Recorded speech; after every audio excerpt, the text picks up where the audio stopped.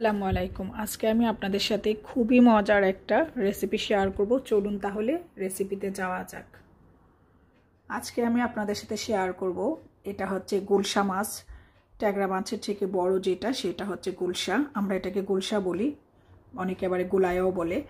এই গুলশা মাছ দিয়ে একটা বাংলাদেশি ব্রাহ্মণবাড়িয়ায় যারা আছেন তারা চিনবেন, তত্তরা।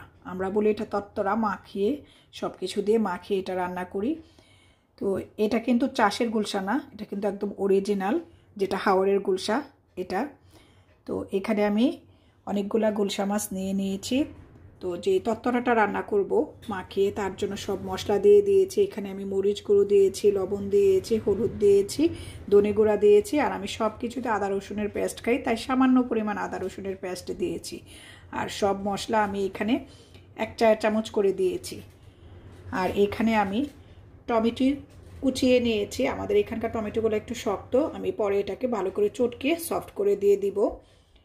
আর এখানে নিয়েছি সব ধরনের টক। এখানে 3 ধরনের টক আছে। এটা হচ্ছে প্লাম, চেরি প্লাম।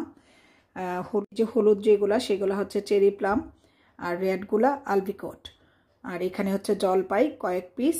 আর এটা হচ্ছে ওরবড়ি, বাংলাদেশের ওরবড়ি। এটা আমার ফ্রিজে ছিল ওরবড়িটা আর জলপাইটা। আর এটা হচ্ছে কিছুদিন আগে আমি উঠিয়ে এনেছিলাম সেই আলবিকট আর চেরি প্লাম।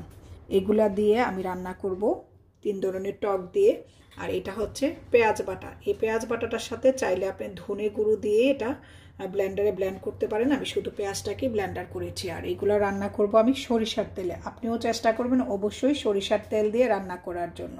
এখন আমি সব কিছু দিয়ে এই তত্তরা বা মাখিয়ে যে রান্না করা সেটাকে আপনাদের সাথে শেয়ার করব।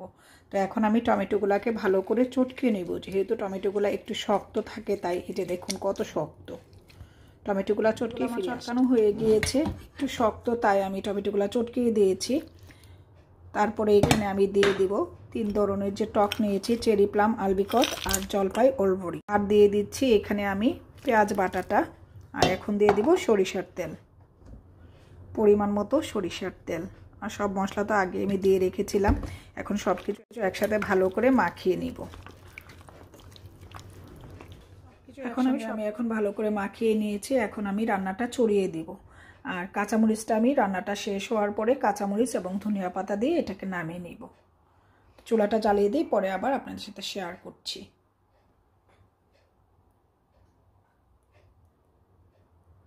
তো আমার এটা বলক চলে আসছে। এখন আমি এটাকে ঢাকনাকে উঠিয়ে দিলাম। উঠিয়ে দিয়ে এটাকে একটু হালকা নেড়ে দিব। এটা স্প্যাচুলা দিয়ে না নেড়ে এটাকে যদি আপনি হাতলটা ধরে নাড়িয়ে দেন সবচেয়ে বেশি বেটার হয়। আদারওয়াইজ মাছগুলা ভেঙে যেতে পারে।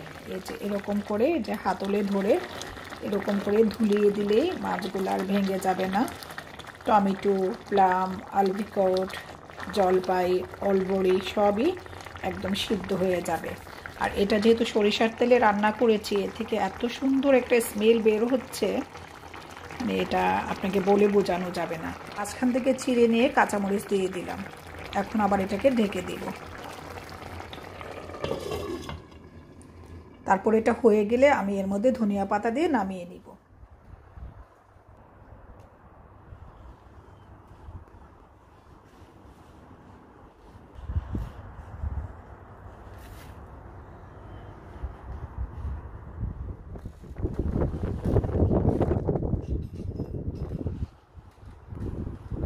আমার কারিটা জাস্ট হয়ে গিয়েছে। এখন এর মধ্যে আমি ধনিয়া পাতা দিয়ে নামিয়ে নিব।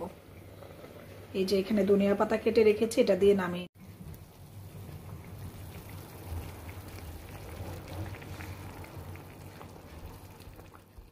এই তো তৈরি হয়ে গেল সব ধরনের টক দিয়ে সরিষার তেলে গুলশা মাছের তরতরা। যদি রেসিপিটা ভালো লাগে বাসায় অবশ্যই ট্রাই করবেন।